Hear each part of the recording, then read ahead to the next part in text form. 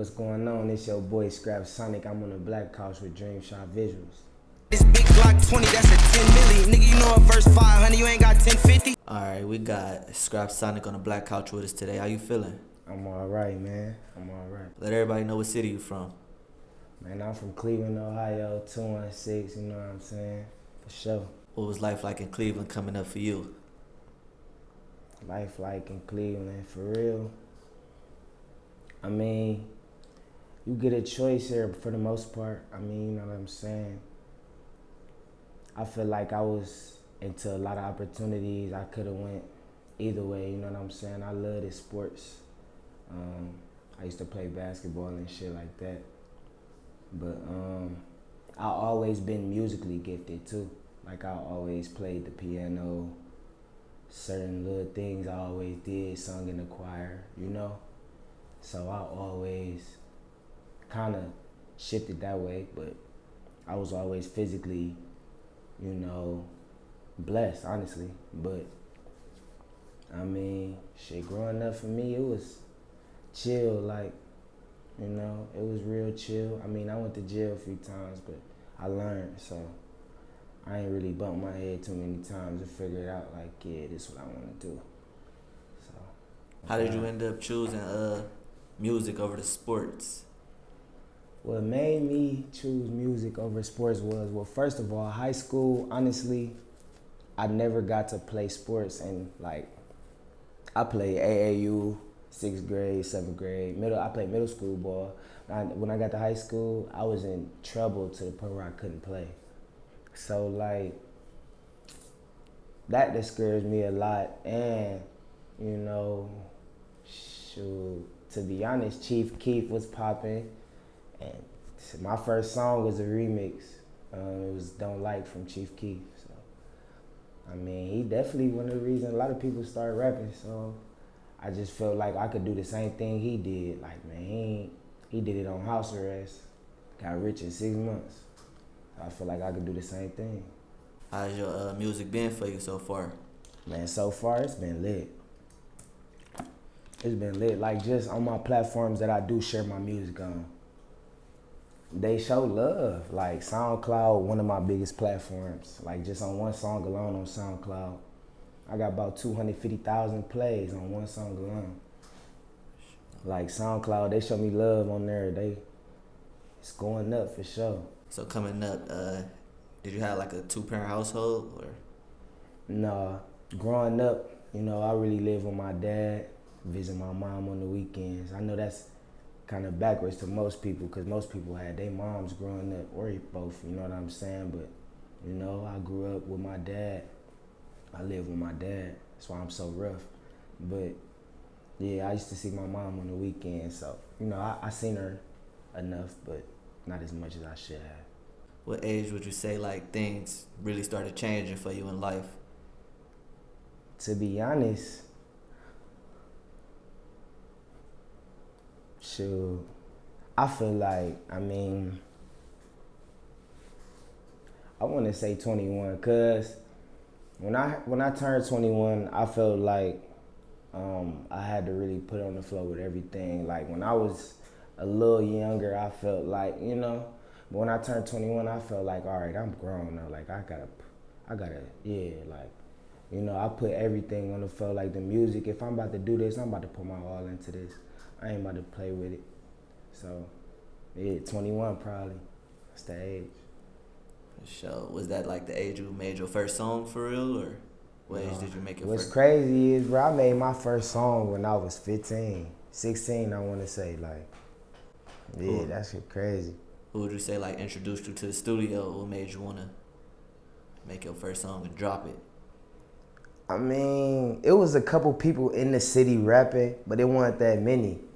So like, I mean, for real, his name Dario Baker too. Shout out to him, man. Shout out to Baker. If anybody in the city, if you make music and you don't know Baker, then you not really tapped in, like, or you not really trying to, you know, cause Baker the GOAT. He know everything musically. He tapped in with it. So you know, and I was on house arrest. I was, man, 14, that's what I'm saying, 15, around that time, and I was on house arrest. I was a kid, and I hit this man up, and he brung his equipment, and he recorded me, and like, he believed in me, you know what I'm saying, and he still keep in contact to this day, man. Shout out to him, man. His name Baker, on God, but that's who I can say. He put it on me. He pulled up with the stool. I was on house arrest. I couldn't go nowhere. Like, he pulled up with the stool, so it was going. So yeah, shout out to him. For sure. You said you was on house arrest at 15. What was it for? Man, fried stuff. I ain't gonna lie to you, but honestly, it was theft, like stealing, you know, little bad shit like that. Honestly, I wasn't really doing nothing too crazy. You feel me? Like, but you know, I was it was like some theft shit. I know growing up in Cleveland, it can be a little rough. What would you say one of your most traumatizing experiences was? Man, my most traumatizing experience, I was at Euclid Beach. I was at Euclid Beach, right? And I'm with my niggas, it's me and my niggas and shit. We walking through. And like, you know, when you somebody, you know, motherfuckers seeing you, they know you, you know? Man, it's me and my niggas, we walking through. They, oh, it's scrapping them 8 boys and this and that and the fourth. Man, I'm talking about, I'm dapping people up. I see a couple people I know like DJ Max, and I'm seeing motherfuckers. So I'm dapping niggas up. Man, all I know is shots go off. Close, like a motherfucker was trying to kill me, bruh. But like, I got up after those shots let off, cause when the shots let off, I hit the deck. You know what I'm saying? We all hit the sand. But like, what was so crazy is, bro, when I looked up from that shit, bro, it was a body right next to me. Dead, shot in the head. His name Phil, rest his soul. Like, nigga, he was right next to me. Like, I ain't know the dude at all though, honestly. Like, he came with certain people that, I mean, I don't know. But he died right there on Euclid Beach, man. He bled out on that sand. That shit was crazy. He got shot right in his neck type shit. Yeah, that was crazy, man. That gotta be like one of the most. So, like, do you know if the people was actually, since it was so close, was it actually towards you, or it wasn't like honestly, I did my homework, and you know what I'm saying? I did my homework, and honestly, them people said they was aiming for one of my friends. But I don't know. The group of people who was shooting, you know what I'm saying? The person who they hit, they didn't mean to hit dude at all. They was shooting at us, me and my friends. So, like. And so just an innocent bystander hit, dead. That shit was crazy. Yeah, it's definitely crazy. So coming up, what would you say like the most trouble you ever been in? The most trouble I ever been in, honestly, shit. Like right now, for real. Like, I feel like right now, I'm in the most trouble I've ever been in, you know? Like, man, I'm facing gun charges from 2019, caught another one 2020, caught another one. Man, I'm facing 4 gun charges right now. Like, this shit's serious, so I'm really trying to just keep my head afloat, man. Sure.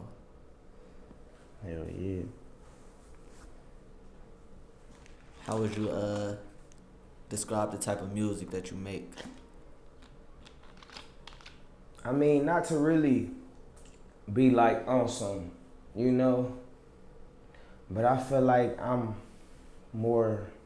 very versatile. Like, I can hit all areas of this shit. Like, at the end of the day, I'm in the streets, you know, I'm still in the streets. So, you know what I'm saying?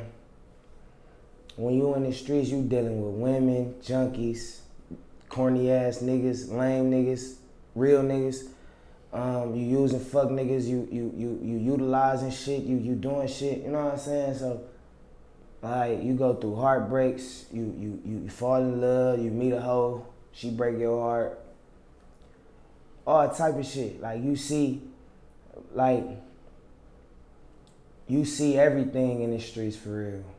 You should learn from it, definitely. But Like you can learn a lot of shit, and that's what I talk about. Honestly, I talk about everything that I've been through and learned, which is like heartbreaks and being in love and shit, everything, man. You name it. But I feel like my genre of music is really no name for it, cause I'm just very versatile for real. I hit on all angles of it, for sure.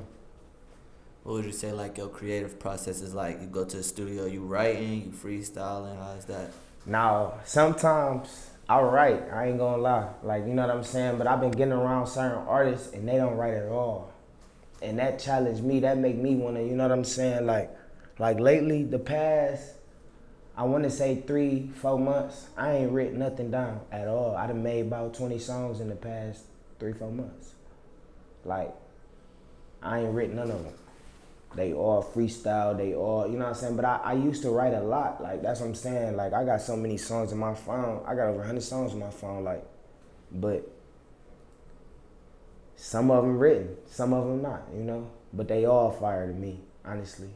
You got any like big collaborations in the city or just period? I did, you know, but like honestly, man, I had a feature with somebody, you feel me? But I don't want to drop it no more than none, like, cause like this shit just, it's weird for real in this city. Like the city weird right now, so I wouldn't even drop no music with a nigga from the city right now. I ain't even gonna lie, unless we rocking like this, you know what I'm saying? But if you from here and I'm from there, and your niggas over here doing this and my niggas over here doing that, man, I don't even fuck with half of the niggas you rocking with. Like, you know what I'm saying? That's basically what's going on. Like, You working on any like big features with any major artists or anything like that? I ain't gonna lie to you. Somebody DM me. I couldn't believe it. Like, somebody DM me. Boom. They was following my last page, you know. I'm the Cash Money AP, man. Cash Money AP, a producer. You know what I'm saying? A big producer. And like, he was following my last page. I was DMing him shit. But I feel like that's what I'm gonna work with real soon, man. He had his eyes on me, you know what I'm saying? He was looking out, so that's it. Cash Money AP for sure. Sure. So with everything you've been through in life coming up or whatnot, what is one message you would give to your fans? A message I give to my fans, honestly, like, man, just believe in yourself. Honestly, believe in yourself. Don't let nobody, you know, alter what you think of you. Because what you think of yourself, you are only, if you know yourself, right? And you are in tune with what you in tune with. Like right now, I'm in tune with the music. A nigga can't tell me shit about my music. My shit hard. And if I play anything for whoever, you know what I'm saying, who on the same type time that I'm on, I can't play this shit to Taylor Swift and get her to say this shit is fire. But somebody who on the same type of time that I'm on, you know what I'm saying, they gonna say this nigga hard. You feel me? Like for sure. So believe in yourself, man. That's one thing I can say, and trust in God. Trust in God. And it'll all come true. For sure. What would you say keep you going when you drop music and the numbers ain't hitting what they supposed to be hitting or what you expect the song to do or whatnot? What keeps you going? Real life. That's what keep me going. Cause I'm the internet is not real life, you know? Like, I could post some shit on the internet and 300 motherfuckers only saw it, or it only got 300 views. But I can hit the streets, bro, on my mama, like, man, I get love out this bitch on my mama. I don't care where I go, bro. Somebody know who I am for sure. And they saying keep doing what you doing on everything. And there's some fuck niggas hating too, but if ain't nobody hating, then you ain't doing nothing right. So like, you just gotta just keep doing you. That's what I be focused on. Keep doing me and just, you know, elevating. For sure. What would you say the best advice given to you was from somebody else? The best advice given to me from somebody else, it would have had to be just like, I used to hold back a lot of shit. Like, I used to be real, like, I don't know-ish. I used to be one of those, like, I don't know if I should, you know? Like, but then I stopped really being so timid. That's the word for it, honestly. Because a lot of niggas like this. Like, a lot of niggas are like a girl, right? Or think she cute, but a nigga won't say shit to her. You know? Like, you could be sitting at the lunch table with your homies and shit, and you could be looking across the room like, man, that girl cold right there, but you ain't got the balls or the courage to walk up to her and say something to her. Or say that to her. You beautiful. You'll never know what she'll say. But, like, honestly, I think that's the best advice somebody gave me, honestly, because I wasn't the most confident. You feel me? Growing up, I ain't have it all, but I was fortunate, you know what I'm saying? But I felt like I wasn't really the best looking guy, you know? Everything, like, I went through all that, but somebody told me to just, I don't know, not be arrogant, but kind of have that chip on your shoulder. Just know that you gonna be this, you know what I'm saying? And that's how I felt ever since then. So for sure. If you could change anything about like your past or anything you went through, what would it be? If I could change anything about my past, man, I would just stay in school. Stay in school. I would do a lot of shit differently, honestly, but I would have definitely stayed in school. I feel like that could have got me a long way, just staying in school. I had common sense. I could have made it through whatever, you know what I'm saying, got to college, got there. I would have got there, you know what I'm saying, because it ain't that hard for real. Just, it's about your work ethic and your durability. It's about how much you can take, for sure. What would you say was next for you in the music industry or whatnot, or what's next for you just period in life? What's next for me, man, I'm getting these LLCs. That's what's next for me. I'm trying to build a brand, you know. That's 2021. I feel like everybody should be working towards this right now, what I just said. So, I mean, I'm not going to be surprised if I hear a lot of more people say it, but that's what I'm working on right now, man, getting my LLCs, building a brand. For sure. Is it like a clothing brand or what type of brand? I really want it to be a incorporation or enterprises, because, like, I don't want no label on it. I'm going to make clothes, music, production. It's going to be a production company, a music company. We're going to take photos and shoot videos. I'm going to make music, and I'm going to do everything. Like, so I don't want really no label on it. We're gonna do a little bit of everything. All right, so where can the people, the fans, the supporters, where can everybody find you? Oh, shit. Follow me on Instagram at ScrapSonic, man. I don't got no Twitter, no Facebook or nothing like that, but Instagram, follow me at ScrapSonic. And my music, my shit everywhere, Instagram music, Apple Music, Spotify, you name it, man. Just search me in Scrap Sonic.